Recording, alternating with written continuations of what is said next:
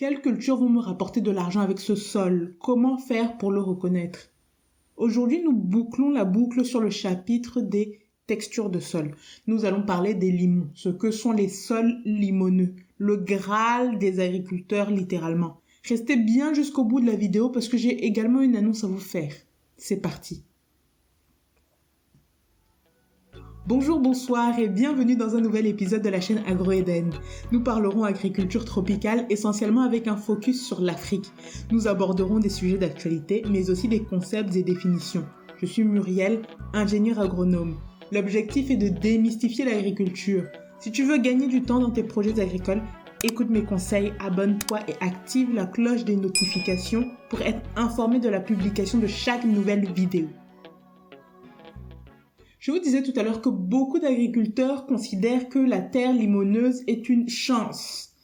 En fait, ces sols partagent à la fois les caractéristiques des sols argileux ainsi que les caractéristiques des sols sableux. Ce ne sont pas des terres parfaites, mais bien cultivées, elles peuvent vraiment s'en approcher. Comment donc reconnaître un sol limoneux? Les sols limoneux sont considérés comme les sols les plus productifs. Vous prenez un peu de terre limoneuse dans la main et vous constaterez qu'elle est douce au toucher. Si vous la pressez donc entre vos doigts, vous allez voir que la terre limoneuse laisse une couleur marron-grise sur la peau.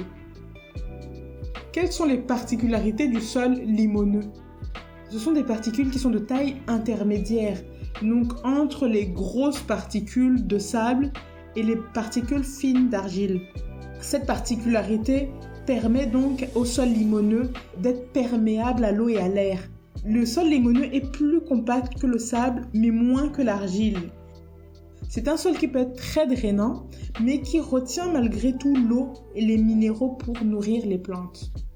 Puisque c'est un sol léger comme le sable, le travail du sol est vraiment facilité. Comment cultiver un sol limoneux? Comme pour tous les autres types de sols argileux et sableux, il faut ajouter de la matière organique. La matière organique, ça va être le fumier, ça va être le compost, ça va être les fientes, ça va être les déjections de porc, bref. Vous déposez tout ça sur la surface de votre parcelle et ça va se décomposer lentement mais sûrement grâce à l'activité des micro-organismes. Et cette décomposition va permettre de libérer progressivement des nutriments qui sont nécessaires à la croissance des plantes.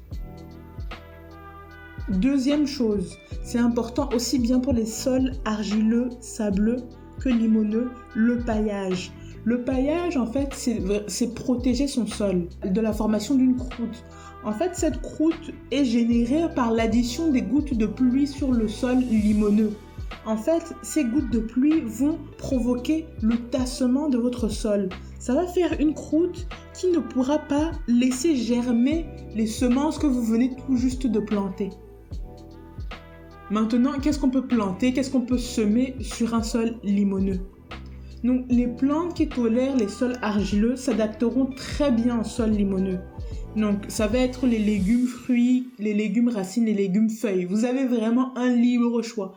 Les légumes fruits, ça va être les tomates, les poivrons, piments par exemple. Les légumes racines, ça va être les carottes, les pommes de terre, voire même les tubercules. Les légumes feuilles vont concerner peut-être les épinards, céleri, salade, persil, ndolé, folon, tout ça.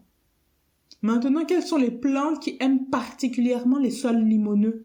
Donc, ça va être le melon, ça va être, je vous citais tout à l'heure, les tomates, les poireaux, les choux, le haricot, la betterave, et puis d'autres petits fruits comme le fraisier.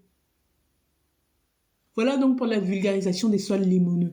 Ils sont bien aérés, ils sont faciles à travailler, ils retiennent bien l'eau, ils retiennent aussi les nutriments, mais ça n'empêche pas qu'il faut apporter de la matière organique pour permettre aux plantes d'avoir toujours un réservoir de nutriments qui permettront leur croissance et leur développement.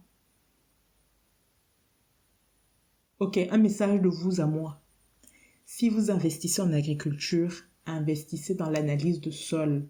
Vous ne pouvez pas cultiver votre sol sans connaître son identité. Je pense qu'on est fatigué d'être dans le tâtonnement, d'être dans l'à peu près. Je pense qu'il arrive un moment où en fait nous devons véritablement professionnaliser nos activités, montrer de quoi nous sommes capables en tant qu'Africains. Aujourd'hui en Occident, un ingénieur agronome rentre dans une exploitation, l'agriculteur sait parfaitement comment sont ses sols. Il sait que peut-être à tel endroit le sol a réagi comme ceci, à tel endroit le sol a réagi comme cela. Il sait très bien que son sol a une tendance argileuse, que son sol est peut-être limono-argileux, etc. Pourquoi? Parce qu'il a fait des études de sol. C'est la base, c'est le prérequis.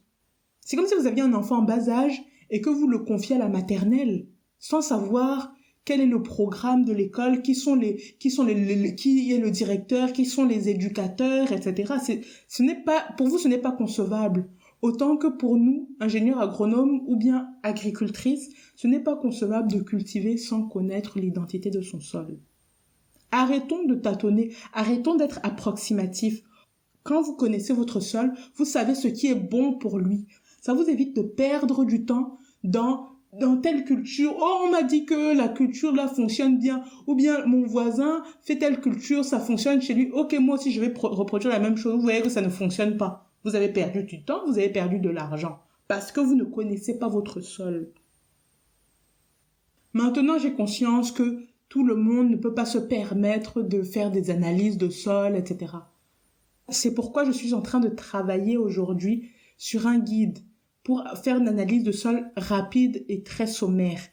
Je précise bien sur rapide et très sommaire parce que avec un tel type d'analyse, vous n'aurez pas nécessairement tous les détails le pourcentage de calcium, le pH, le magnésium, le pourcentage d'azote, etc. Mais ça peut vous donner un petit plus.